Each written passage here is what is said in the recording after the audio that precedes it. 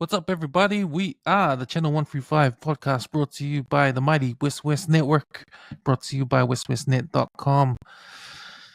I'm your host, Cams, and I'm here with Uso, all the way from Ranui. Eric, what's up, my man? What's up, bro? Back at it again. Yeah, Back at it again. Heaps of Man. movies coming out, man. Yeah, especially it's going to start next week, man, when the new Superman movie comes out next Thursday. Man, it feels like a blockbuster every weekend almost.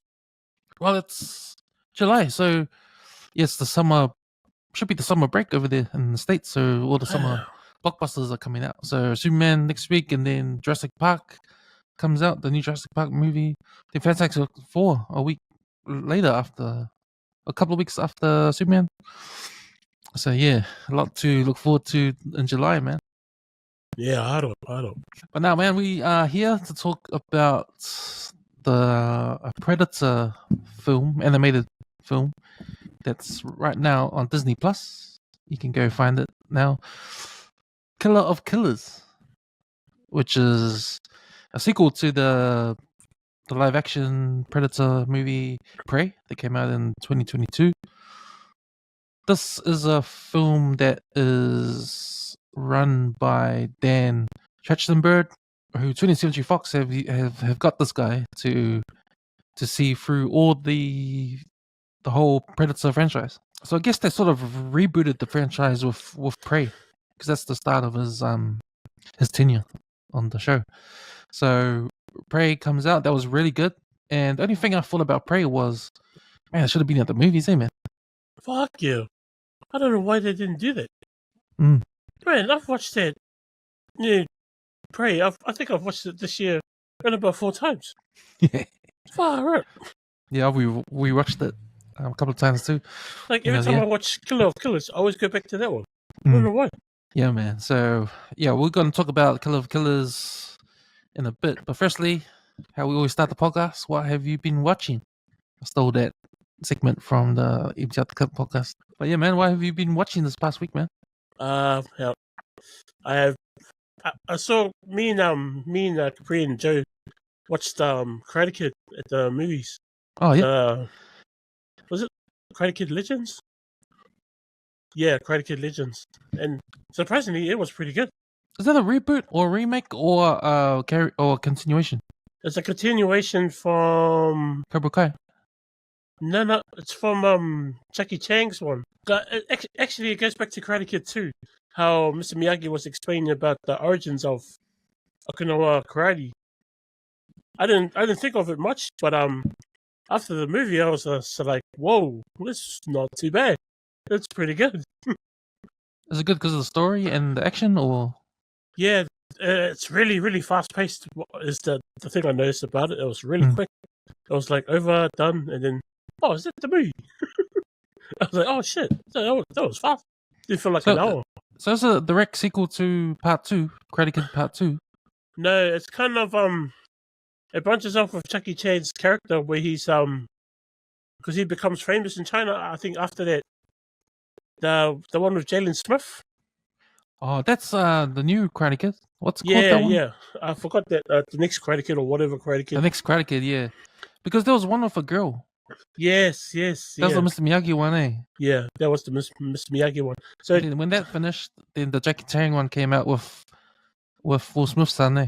Yeah, so Jackie Chang's character is apparently a part of the Han family, which is great ancestors to Miyagi's family. Right. So those two families were, they shared their knowledge of karate and kung fu. And, so this movie is a sequel to that one, to the Will Smith son one. Yeah, it is, and to homage to Mr. Miyagi from Part 2. Okay, so does it have characters from the original Karate Kid? Like it's got Daniel Russo. Yeah, Danielson's there. All right. I forgot the guy's who's the guy from Cobra Kai? The bad dude? Lawrence. Yeah, Lawrence does a cameo at the end. Oh, sorry guys. But yeah, he pops up. It was no. I knew there was going to be no surprise, so it was cool seeing him. So Daniel wasn't that, but he comes in later on in the movie. So he's like probably nearly I think when there's a quarter left of the movie, then he pops up. So I was like, oh shit. So it's just mainly focused on the new character, the new Karate Kid, and his.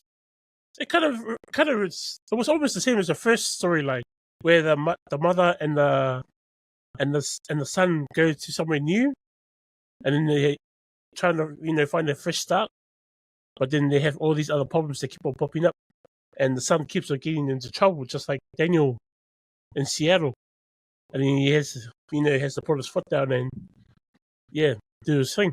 It was kind of the same, but the last scene where they're having their fight on one of the buildings, man, epic scene. It's nice, really mean.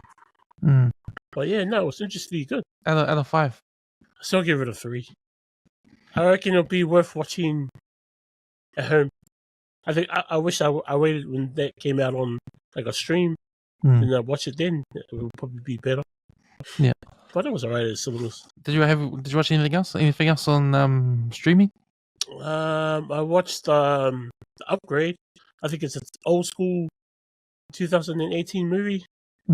About a guy that gets paralyzed and then he gets a chip inserted into his spine. Apparently the AI in the chip can make him do anything, and apparently makes him walk again and all that shit. Yeah. So yeah, it's like a horror film, action horror thriller. What else did I watch? I watched The Foreigner, another Jackie Chang movie. Right. I think Chris Bronson's in there too, as an Irishman. Jackie Chan's character is looking for the bombers.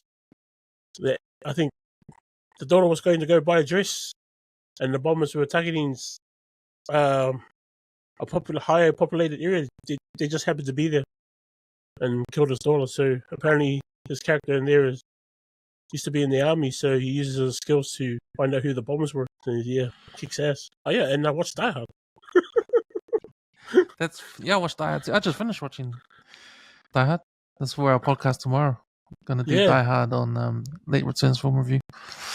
Yeah, I watched that. That was pretty cool. Far No Retreat, No Surrender too. Did you watch that one? Yeah. I was like, holy shit, I remember this movie. Van Damme was the bad guy. Yeah, far. It was pretty good on there. Martial arts on there wasn't too bad, It was like, it was okay. I reckon it was pretty mean. It's a bit corny there, the storyline though. Oh, fuck yeah. The story's so cool. That deserves a reboot, man. That deserves a massive reboot. Yeah, so I watched Die Hard. I just finished watching Die Hard. Man, that movie still stands up, I can't wait to talk about it tomorrow, man, when we do Die Hard on the Late Returns. Yeah, man, I fill out all my all the categories in my head.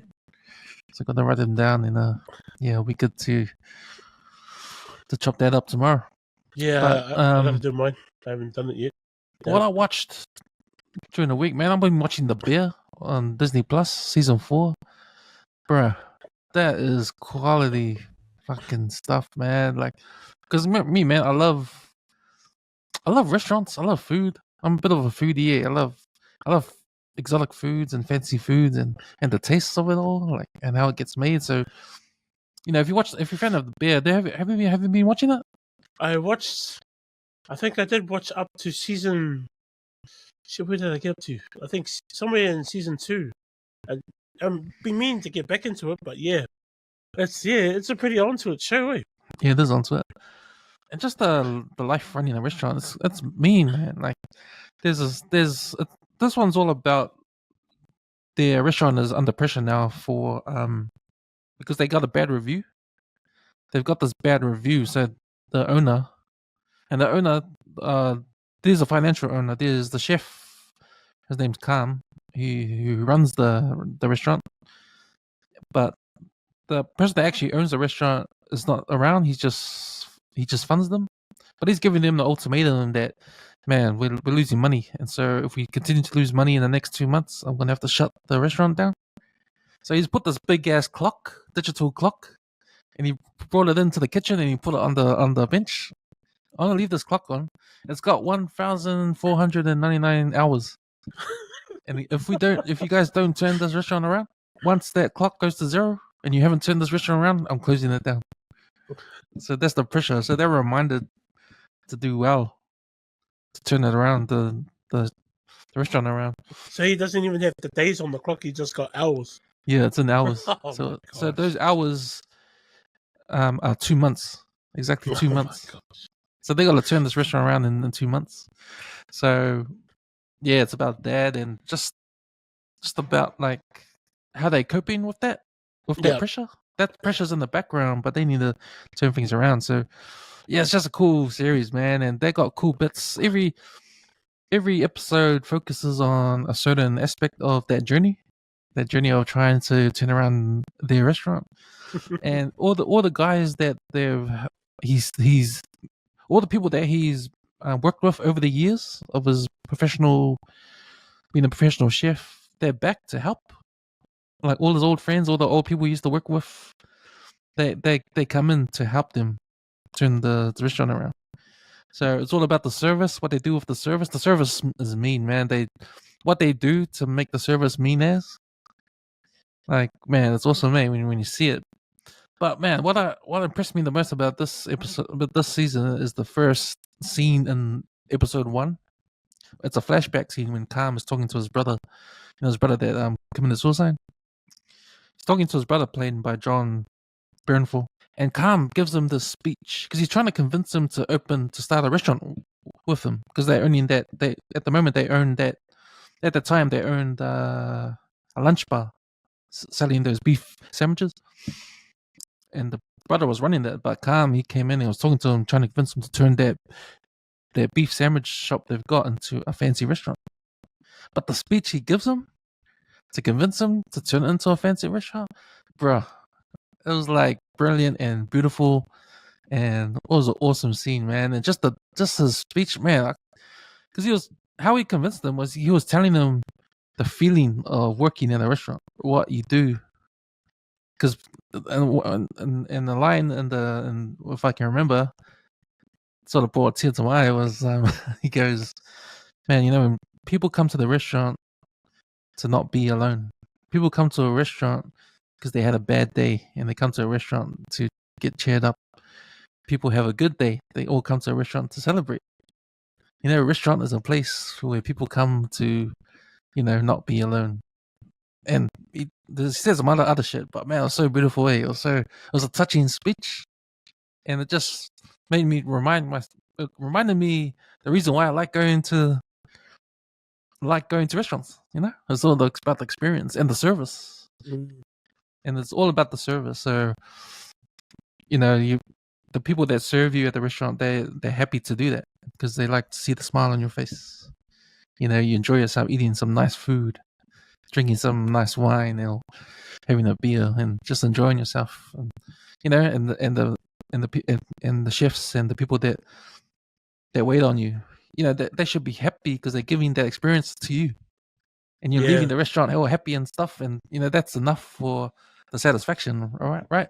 So it's sort of like the good part of, because when you see all these like chef shows and like Gordon Ramsay, and you see swearing in the kitchen, and it's all stressful, and it's like fuck, and it's all stressful, and everyone is like chaos in the kitchen, and stressful, and you don't know, everyone's agitated and all that. Yeah. But at the end of the day, it's all about the customer and what you're doing to make the customer feel like they're being served, or they're feeling at home. So yeah, man, it's deep. Hey, man, it's deep. So that was a cool first scene in the season because it set the tone for the rest of the episodes. And there's other good stuff that happened in each of the episodes. But I'm up to episode 6. Finished episode 6 last night. And there's 10 episodes, and they're all up on Disney Plus. So yeah, man, I recommend The Bear. It's a really good show.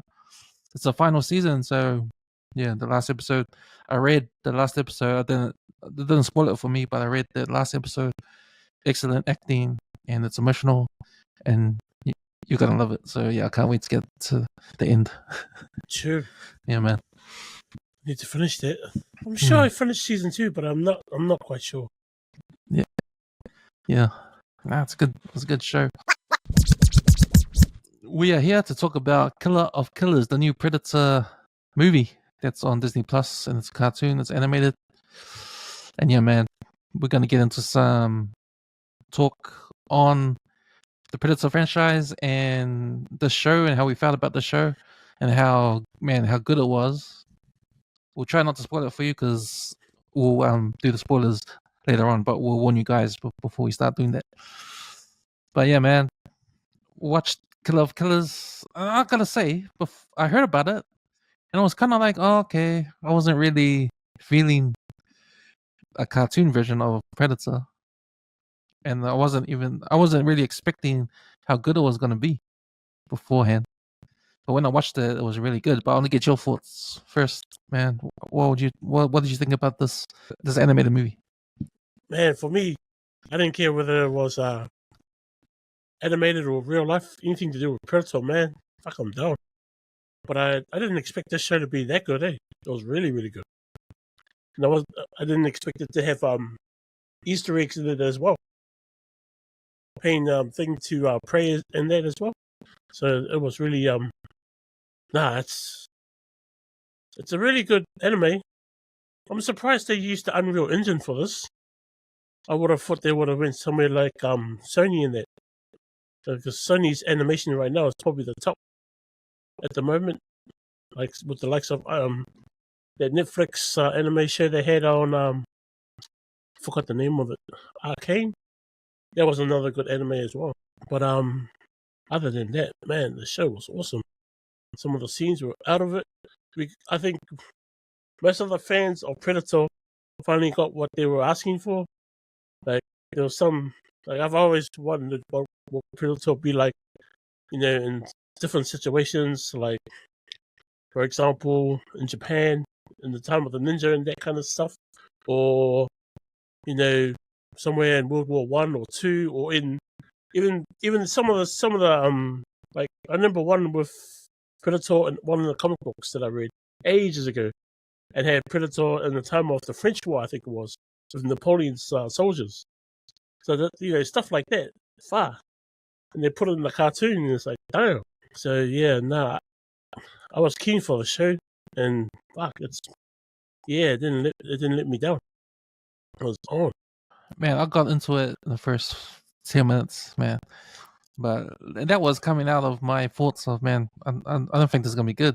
I'm waiting for the live action, right? But I was wrong, man, because it was really good. And it was good because, for one thing, it's a continuation of the reboot of the franchise. So, as I mentioned before, Prey is the first movie under the watch of Dan Trachtenberg, who, like I said, 20th Century Fox have hired him to be the man, like Kevin Feige. Like how Kevin Feige is the man for Marvel, and James Gunn's the man for DC. Yeah, I think what's happening in Hollywood, they've given these franchises just someone in charge of the whole thing. Yeah, Like how Kathleen Kennedy's in charge of Star Wars, just to make sure the continuations are going the right way, and all. There's no, like, every episode or every movie that comes out has got to do with the whole universe, right? yeah.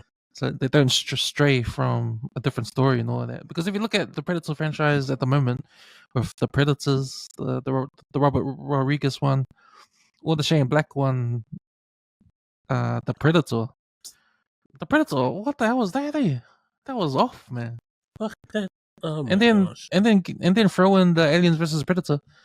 Man, those are way off. So you use the characters into these, the suckful bullshit stories, and you just want them to be out of the whole universe, man. Like alternative universe. Like we don't want a multiverse in the Predator franchise, man. Keep your multiverses in Marvel and DC. We don't want to connect back to Shane Black's Predator, man. And it's funny because I actually watched that I watched that. I didn't watch the whole movie. I watched like maybe 75% of it. The Shane Black one. Yeah, the Shane Black one, and man, because I didn't remember what happened. Neither. And when I was thinking, oh yeah, that's right, this sucks, and bro, that movie sucks, man. Like, Fuck. damn. I think the only good one was the one where those guys ended up on their planet, all those mercenaries or whatever they were. Oh, the the Predators. That's the Robert Rodriguez one. So that was a standalone one, no? Yeah, that was good. Mhm. That was really good. It actually went back to what it was. And I thought Yeah, that was a good Predator. that paid a lot of homage to the original Predator movie. Yeah. A lot of things that happened in that paid homage to the original Predator. But yeah, man. So I think it was off the back of the Predators being stink and Yeah. and Stink show after stink show after stink, yeah, and then that's this right. pops out. Except for Prey. Prey Oh, bro. after Prey came out and you watched it and that was so good. I was thinking, okay, hopefully the next Predators are gonna be like this, right? Because that Yeah. was really good. I didn't expect this cartoon to be connected to it. I thought it was just like a standalone cartoon, got nothing to do with anything else. But Yeah. and When I you, didn't, yeah, I didn't get until the end, but we won't talk about that yet. yeah, But because I didn't even know until you told me, and I was like, hey, what do you mean? I was like, what the? How can this cartoon be connected to the real life? yeah, which is pretty cool. But yeah, I thought the animation was because for me, I'm real fussy when it comes to animation. Yeah. I appreciate the different styles of animation, the artwork, and all that, but like there's so many out there right now. There's so many styles of animation, so many ways you can portray a story in cartoon form. Yeah, And because it's similar to that show that's on Netflix, The Love, Death, and Robots. How they yeah, got different styles of animation, just that like the Disney Plus Star Wars one. What's the Star Wars one with the yep, different animation? that's a Japanese version too, like manga. Star Wars Visions. Yeah, yeah. It's Yeah. the Japanese manga version of Star Wars. Mm. But the one I was saying earlier, Sony, the guys that did the Spider Verse, Yeah. the Spider Verse, Spider-Man animated show with Miles Morales, bro, that's next level anime, I reckon. Mm. That's pretty tight. So it was weird that they didn't do that kind of anime, but it kind of suited though.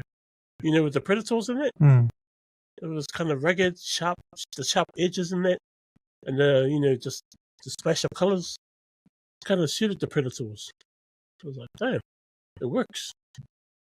But you can see Yeah. where some parts of it is kind of jerky looking. I Mm. saw some parts where the animation could have kind of looked a little bit weird, but other than that, man, it's still a good show.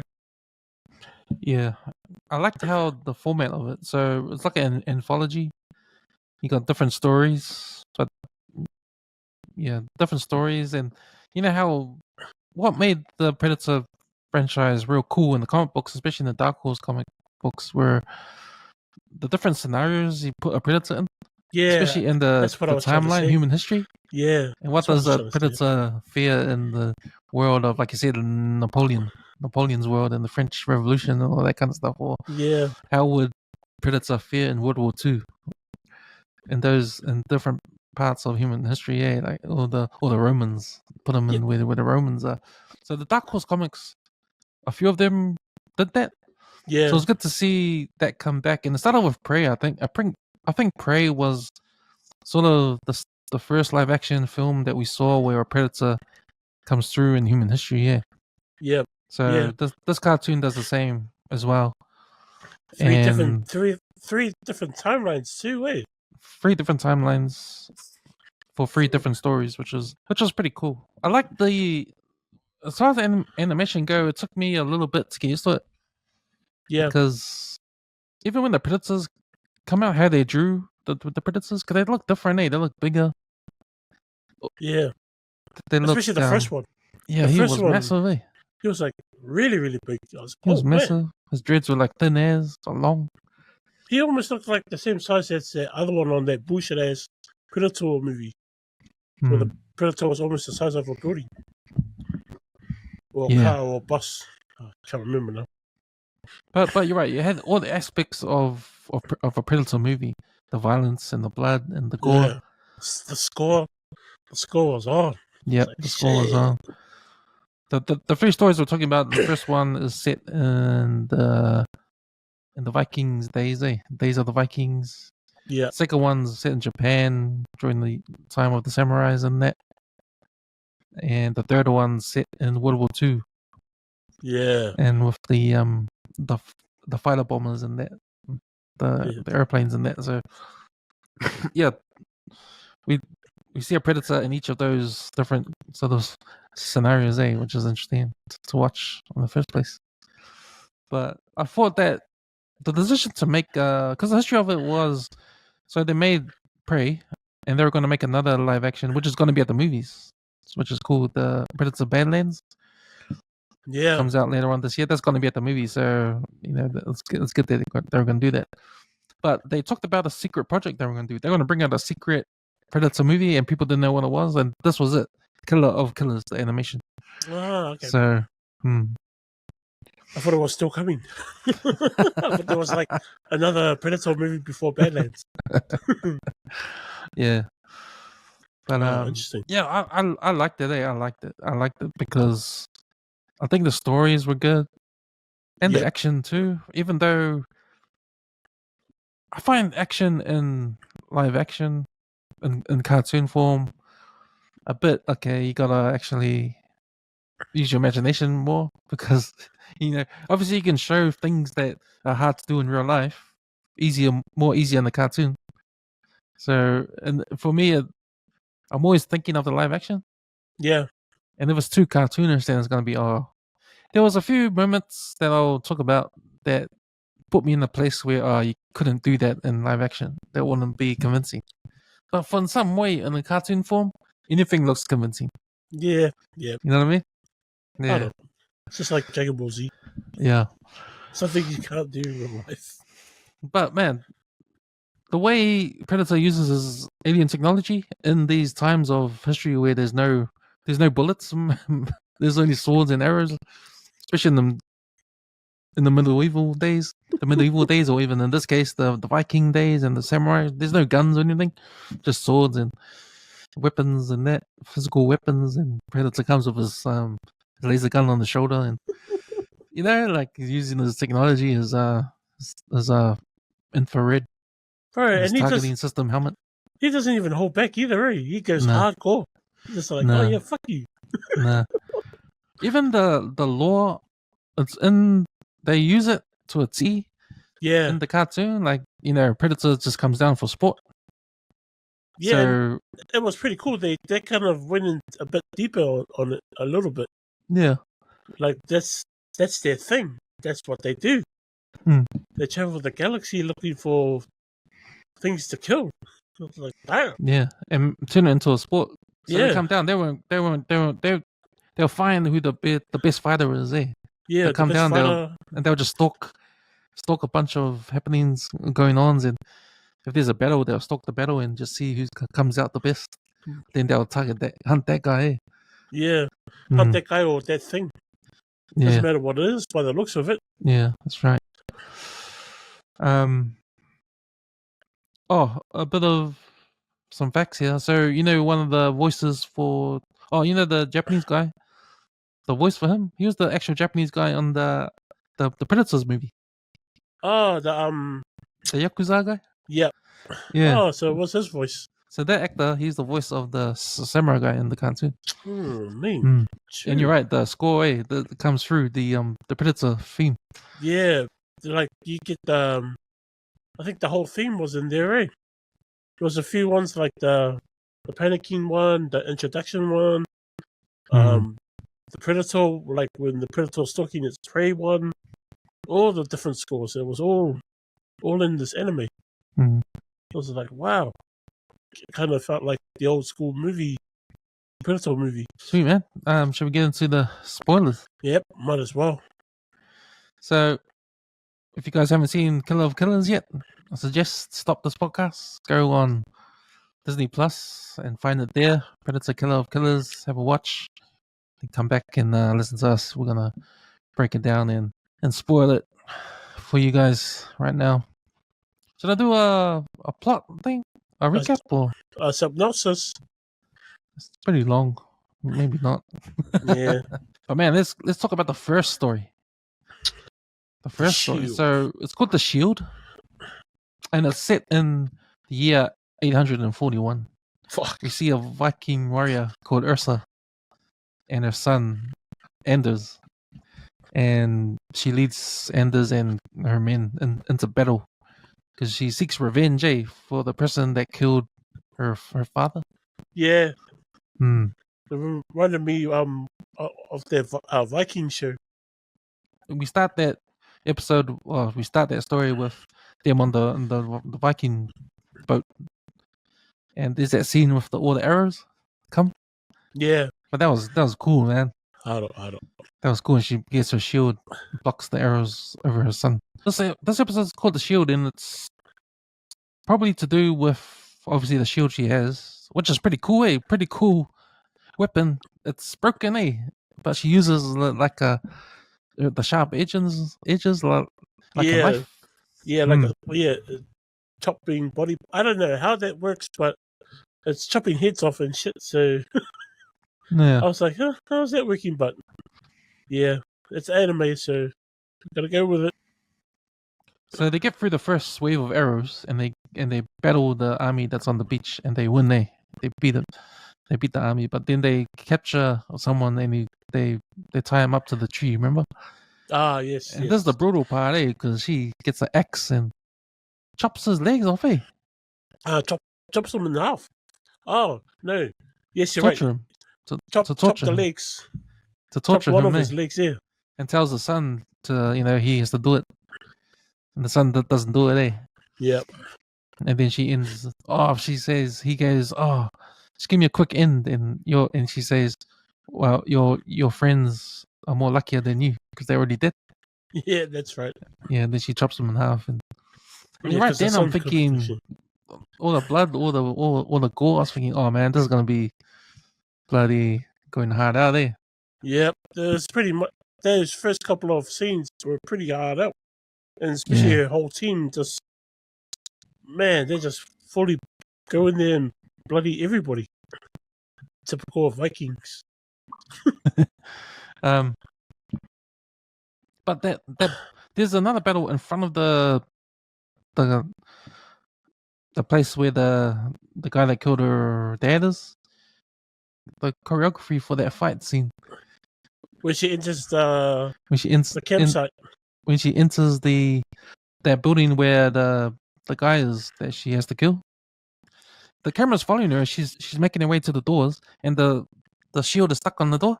Yeah. And she goes underneath and gets the guy and puts him through the shield and cuts his head off. Yeah. Yeah, that was a pretty cool scene.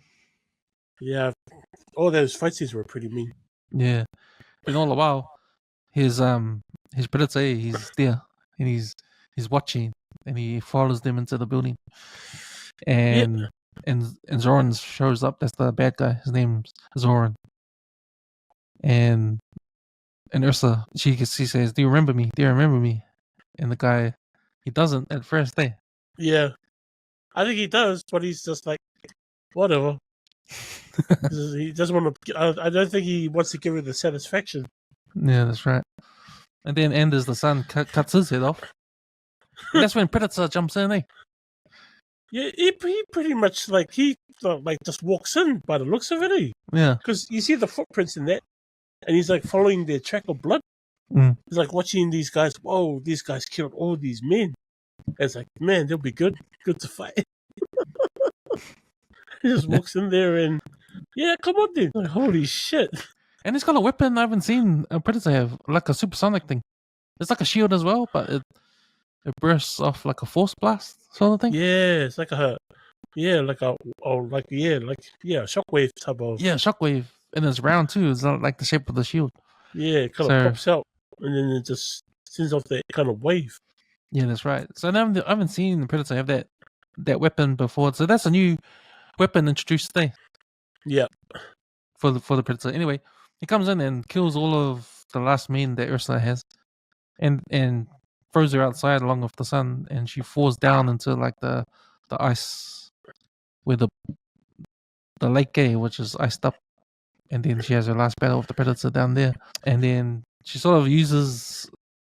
She tricks Predator into using his sonic boom thing, his shockwave thing, and it makes him go backwards, and his head gets impaled in the anchor that's down there. Yeah, if you ever follow the trend of these Predator movies, right? Mm-hmm. We always know that the hero is going to use the Predator's weapon in some way. against itself. I was wondering how is she gonna use that, that sonic wave thing against it, and then okay, it Just worked like out on for her Prey, too. Yeah, yeah. Because the girl watched it. Eh? She watched the whole thing working, and she was like, "Oh, figuring out. Oh, okay, wherever it points, that's where it shoots. yeah. Okay, right. I'm gonna get this guy." Like, Outsmarted her. damn. Yeah. And then Ursa goes back up the top and she sees her son and he's dead.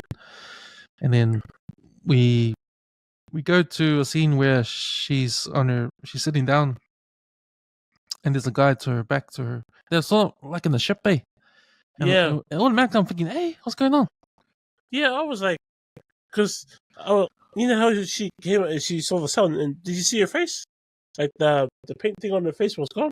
Mhm. It was just like, you know how she was saying to the sun, "Avenge me," and then she goes to those guys, "Don't avenge me," Oh, kind of style. So I was like, "Oh shit, it must be like she's free," kind of thing. yeah. But man, I was like buzzing out when I saw the collar around the neck, and then they're in like some kind of prison. And then you got that dude in the background sitting down, and then it goes to his storyline. I'm Hmm. like, what the hell's going on? That's where it gets interesting. Yeah. Yeah. And that's when you know that it's connected. These stories are going to be connected. Yeah, yeah. And then that takes us to the next story, which is called The Sword. And now we go to 1609, the year 1609 in Japan. Fuck. And the two brothers, Kenji and Kiyoshi, sons of a samurai warlord, and they're ordered to fight each other to find out who's going to take over. Yeah. Take over when that's a pretty brutal culture. Eh? Like he's the Oh, father of two sons. One of you is going to take over me. That means the other one has to die. Like what? man, that's That crazy. honor stuff, eh? That's like hard out over there. But you do see it right when the dad he doesn't say anything, but he gives them the swords, and then he goes back to the mask, puts it on the table, like without saying anything. The kids realize, oh shit, we have to battle each other for for us to run this whole village. And the brothers, I don't know which one it is, but one of them is like, nah, fuck that, I ain't doing that shit. And thinking that the brother will do the same, but he doesn't. Yeah. He's like, nah, fuck it, I'm just gonna take this guy out, take him out, before he can retaliate. Fucking sad guy, bro. So that leads to that brother leaving, eh? And he disappears. Yeah. And then we forward a few years when they're a little bit older. The dad has passed away. So the son that stayed there, he takes over the mask. Eh? He's the new leader. But the other brother that comes back, because he's a farmer now, it looks like. Yeah. And he comes back as a ninja. But man, that scene from when he's like started his attack to when he meets his brother again inside the house.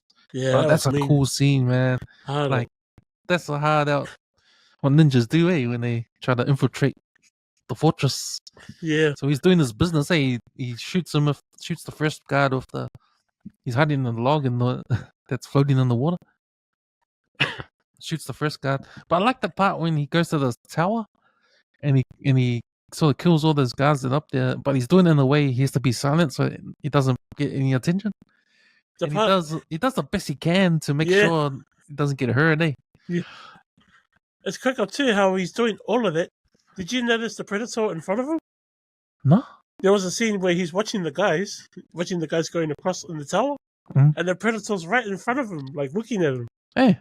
He's like, it's like crouching down right in front of him, but he's like, he backs off a little bit. He's like, huh? But then I think something else catches his attention, then he ends up on the tower. Oh, I never noticed that. I might play it again.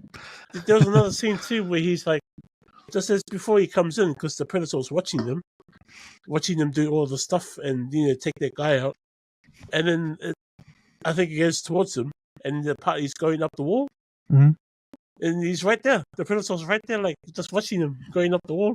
Oh, you can see the waves on the side. Shit, I'm gonna just go watch it again. I was like, oh shit, because it was Capri that noticed it. He goes, oh, Dad, look at the wavy lines on the screen. I was like, huh? I was like, oh shit, it's the predator. Just like staring at him. Yeah. It's like, oh shit, that one was sneaky, bro. That predator was sneaky ass. Yeah. The thing that I laughed was when his reaction when he noticed that the other tower on the other side, the guy sees him. Yeah. It sounds the alarm, and he's like, "Oh!" Like he was like, "Man, all this trouble for that." Just to get caught in. Just to get caught. But he did really well though. Yeah. He counted like 4 or 5 guards before the 6th one actually saw him. I was like, oh, stink. So the predator's around, like you were saying. He's just stalking and watching and see what happens. He sees, okay, this guy looks like a guy I can take on. Hey, he looks like a challenger for me to hunt. Yeah, these guys Let's see if he's good, if he's that good. So he wants to see him do how he does, Because I think if he dies, if that ninja dies, then the predators will go, oh, stink, I'll go somewhere else. Hey, he wasn't worthy. He wasn't worthy to be hunted. I'll just kill the one that was They killed him. They killed him. Like they say, if you're not a threat, then they won't go after you. They don't see you as a threat. So he makes it to the house. He kills some more of the men, and then he confronts his brother. And they have a duel, and it's pretty cool. The brother, still in shock, I think, that his brother's back. He doesn't really do any good until the end, sort of thing, and before he falls down over the edge. But when he does fall down, the ninja brother, he's like in shock. He didn't mean to kill his brother. He killed his brother. He just wanted to come and give him a scar, like he gave him a scar. Yeah, but he just went over the edge. But then this part was one of the best when Predator shows up. Predator shows up because, okay, I want to get this guy now. He looks like he looks like the man. He's beat this guy and he's beat everyone else. He's the guy to hunt. So he shows up. The ninja guy, he's shocked. He's in shock. He sort of runs away. He throws a smoke bomb as these 3 guards jump in with samurai swords. But the way the Predator takes these guys out, man, that's brutal way. He's got a chain thing where he swings around and chops off the side of that one guy's head. Just slices them into like pizza. He spears one guy and he's stuck up against the wall, and you think he's done. But then he presses the button on the sword or twists the sword, twists the spear, and it turns into like these 2 things come out the side and chops the dude in half. Like, damn. Yeah. That was pretty out of it too. Because you see that happening again later on. And all this time the ninja's watching it, he's going, what the hell? Who's this? Yeah. And then when he goes invisible, he's like, hey, what the hell? Can't quite make out what's going on. Because if you're a ninja, like, you're trained in the arts of invisibility. Remember? And then something actually goes invisible. Yeah. This like, actually goes invisible. Wow. I need to learn that. I need to learn that skill. But the Predator's big, compared to these dudes. But I love the way these 3 guards, when they come in, they weren't scared to fight the Predator. Just like reminding me of those Indians on Prey when they were not scared to fight the Predator. Yeah. But they get killed, when they jumped over the log. Remember that big log that was in front of them in Prey? Yeah, my brother always pointed that out. He was saying, I don't know why the fuck they want to go fight that thing. I would have taken off. I said, anybody with the right mind would have taken off. But I think doing that, you got to think about where they are in that time and how they were thinking back in those days. They'll just take on anything. Those are true warriors, man. True warriors. Don't run away, fight. Stand in fights. Yeah. So that whole scene just reminded me of that scene at Prey. Yeah. So that's the level of what a killing machine, what a Predator killing machine is. Hey. Yeah. Killer of killers. Killer of killers. So we see the Predator chasing after the ninja. He's running away, trying to make sense of it all. Running away. He stabs him in the foot one time. Yeah, so he knows he can bleed. That was really good. Yeah. And then he falls down. Sees his brother, meets his brother again down the bottom there. They start fighting, and then he tries to convince him, there's another thing here we need to fight. Right? And then again, they use Predator's weapons against him. The bomb thing. He wraps the bomb in his whip sort of thing, and it comes back to his... yeah. The ninja guy, he put it in there, right? Yeah, and it comes into his arm and it blows him up. That's right. And then they do what they did on the Predators with the Yakuza guy with the sword. Remember how they both die, the Yakuza guy and the Predator? Yeah, Because they sliced each other? yeah. But those the brothers end up slicing the Predator, isn't it? Yeah, in half. Yeah, but the other brother, he dies because of his wound. Yeah, because you remember how he spared him, and then the Predator was about to open that spear up again, but the ninja would remember from from just moments ago, where he spared that other guard and slit the guard in half when the spears opened on the sides. So he's like, made the brother duck, and the spear opened out, and I was like, oh shit, clever thinking, man. The skills of a ninja. Yeah. And then we cut away to that same scene with Ursula and what looks like a ship, Predator ship. And the guy that's kneeling down is our hero. Kiyoshi. And there's another person there. And this is the next story called The Bullet. And it's John Torres. The year is 1942. John Torres got drafted into the Navy, U.S. Navy. It's World War II. And he fixes planes, fixes engines, fixes planes. And as soon as this happened, I was thinking, okay, where's Predator gonna fight them on the boat? Yeah. I did not expect Predator to be in his spaceship. Yeah, like flying around, That's a new one, Predator doesn't even come outside, man. I like the whole thing with the intro with that story, with the music, with the score, how thing is in this car, and they had the old school music. I like that whole scene. That was pretty cool. Just before he goes over to his dad. Yeah. So yeah, that took me by surprise. I did not expect to have a Predator story when Predator doesn't even step outside, take his mask off, or we see him fighting with his weapons. This is Predator in his spaceship the whole time. He didn't even have his a suit. He was just like piloting that ship. Yeah, that's right. It was like a full-on pilot. And the ship itself didn't even have like any kind of it had weapons, but it didn't have any like projectiles.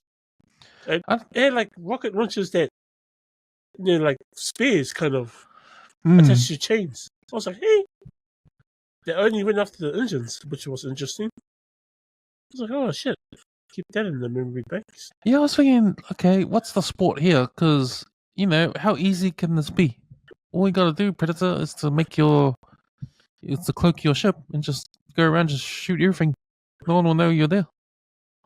What kind of sport is that? That's like easy. That's like shooting fish in a barrel. No. So what are you gonna do to make this a sport? Really? So yeah, that was a bit confusing. But this story, The Bullet, had scenes here where I thought, okay, you can't pull this off in real life action. Yeah. This had to be a cartoon. Because he was doing some Tom Cruise stuff on Mission Impossible when his engine was on fire. And he got out of the plane. Got out of the plane on the wing. On the wing, I was like, holy shit. Okay.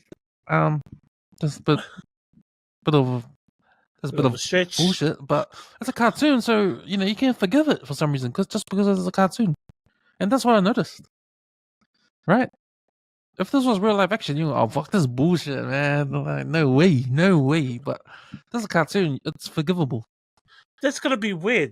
In which part, when these characters cross over to the real world, are they gonna start doing the same maneuvers? It's like, I was thinking, shit, if this is the actual thing to the franchise, aren't these characters are gonna eventually end up in the real world? Yeah, probably. Because they're gonna be, because they're in hibernation. Yeah, so I actually thought when I saw the different timelines, I was thinking, can the Predators go back in time? Go back in time to it. But then in making that, if they could, they would have just gone back in time.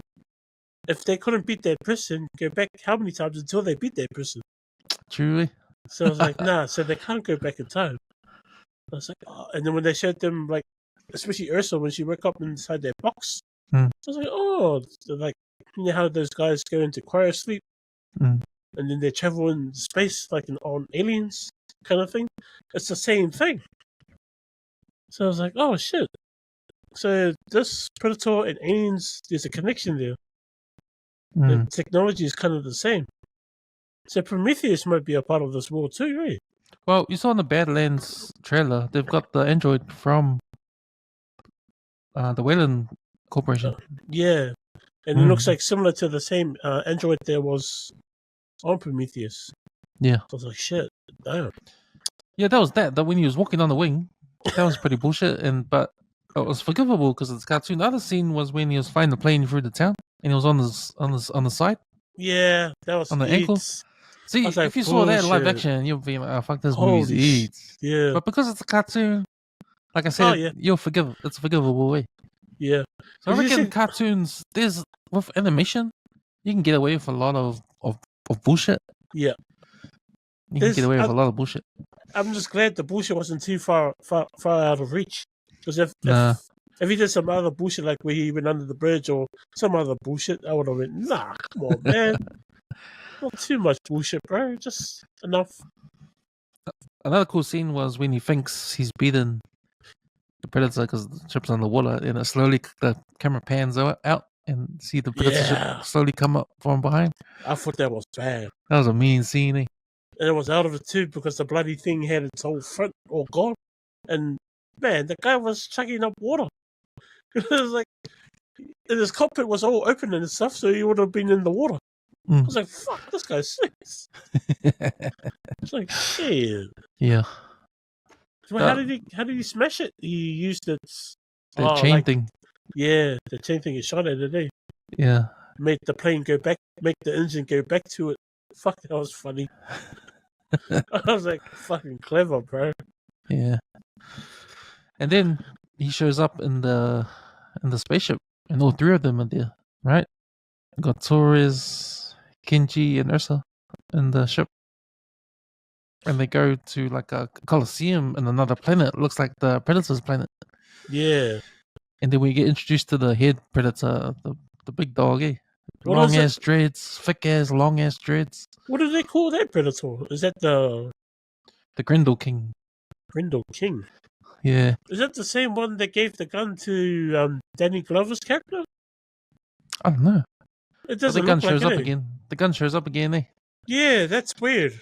We see that gun in Prey, and the the actual name of the person on the gun. We actually see that person, the one with that got his leg cut off. Yeah. And he tried to fake being dead, and then the Predator stepped on him, and he goes, ah! Yeah, then he stabbed him. Oh. So he's the owner of the gun. That gun eventually ends up in Danny Glover's hands, eh? Yeah, so it's with what's his name? The Mexican guy? What's it? I don't know. The Mexican guy. Torres. Torres. So it's with Torres right now, right? Yeah. So how does it go from there back to the Predator, so the Predator can give it back to Danny Glover? I was like, what the fuck? They probably get caught. Because at the end of that, after they get away from the Coliseum, they steal the ship and they take off. And then that's when all the other Predator ships take off too and follow them in. Fuck, there's heaps of them, bro. There's heaps of them. So I wonder where they're going to go. I wonder what happens to them. Because that gun is going to end up on Danny Glover's hands sometime. But the gun that ends up at Danny Glover's hands, it's given to him by one of the Predators. Yeah. So it tells me that the Predators win in the end. They might have caught up with them somehow.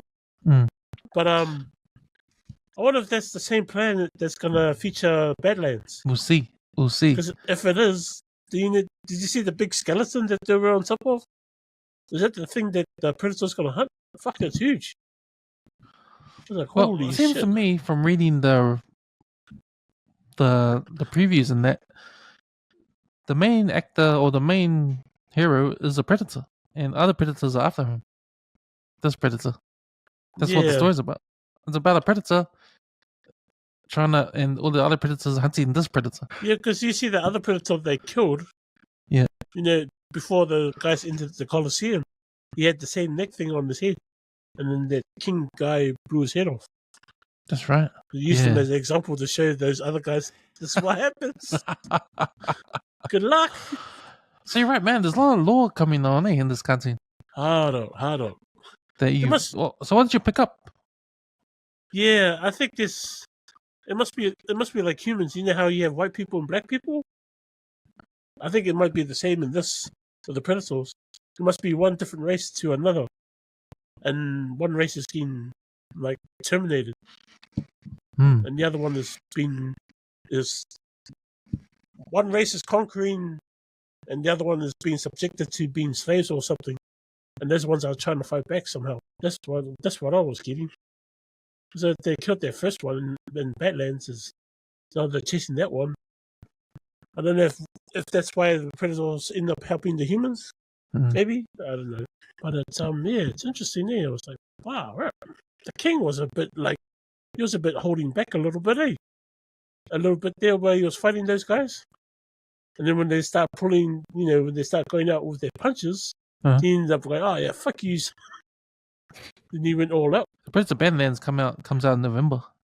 Yeah, it's way, way, way far away. Yeah, so man, can't wait for that one. Did you see the alien tails on the predator? No. As he was walking out, and he had this like long dreadlock things. Yeah. Those were alien tails. Were they? Yeah. Oh. Do you think he's the predator that came out of an alien? No, I think he's been hunting those aliens. Oh. And those are his trophies. All those tails that he had on his cape or whatever. I was like, fuck.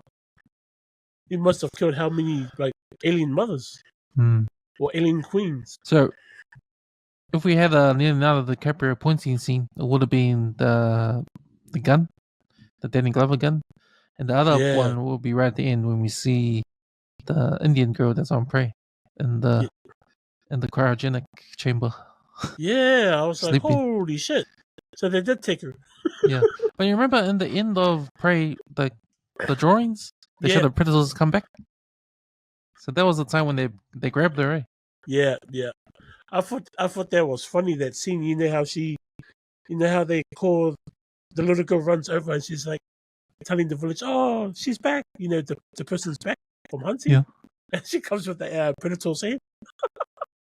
I was like, shit. The brother came with the lion's head, but she came with the predator's head. Yeah, that was pretty cool. So yeah, I don't know what the idea is with these predators keeping these warriors. Yeah, dude. Heaps when of them. When they came back for Danny Glover, they didn't want him. They just took the dead predator back. Remember in part 2? Yeah, he just gave him the gun and then they took off. Yeah, so they didn't really. I was like, hey, is he they too didn't old? want. They didn't want him. Put him in the cryo sleep. So yeah, this has got something to do with maybe how they study warriors, try to better themselves. Why they keep these? Or do they keep them in cryo sleep so they can use them for those gladiator? It looks like it, eh? Gladiator stuff. It looks like they keep them in cryo. Because you remember the other bullshit story in the other Predator movie where they were saying that they were mucking around with the DNA? I was like, oh fuck, bullshit. Oh yeah, nah. Yeah, no. But it looks like they are keeping them for, like, oh, let's pop this guy out. Let's fight him in the next year's event. I think what's happening is that we've actually started again with Prey. But we've connected with the first Predator. Have we with the first Predator? No, we've only connected with Predator 2. 2, yeah. Until we see something from the first one, which will... Everyone's saying Dutch is there. But I'm like, where? I can't see him. Dutch is not there, man. Come on. Yeah. If he pops out, I'll be like, fuck. Sweet, man. Have we got any last words? Yeah. Just can't wait until see Badlands, but that's like hell far away. But knowing my luck, it'll be November tomorrow. Oh man, now we're gonna hang out for Badlands, but man, I just can't wait for Superman next week. Yeah. Keen to watch that. I'm a pretty big fan of Prometheus as well, so I don't know if there's any more of that coming out either. Yeah. Oh, Aliens TV series. Yes. When's it? August. Oh, true. Next month. I wonder if there's anything about the Predator in there. Sweet, man. That's us for another week. Hope you have a good one, man. Watch some more shows and we'll talk about on this. Yo. Wonder what the next movie is. We'll watch a good movie, then we'll come back and talk about it on this podcast. Yep, most definitely. That's us. Thanks, man. All good.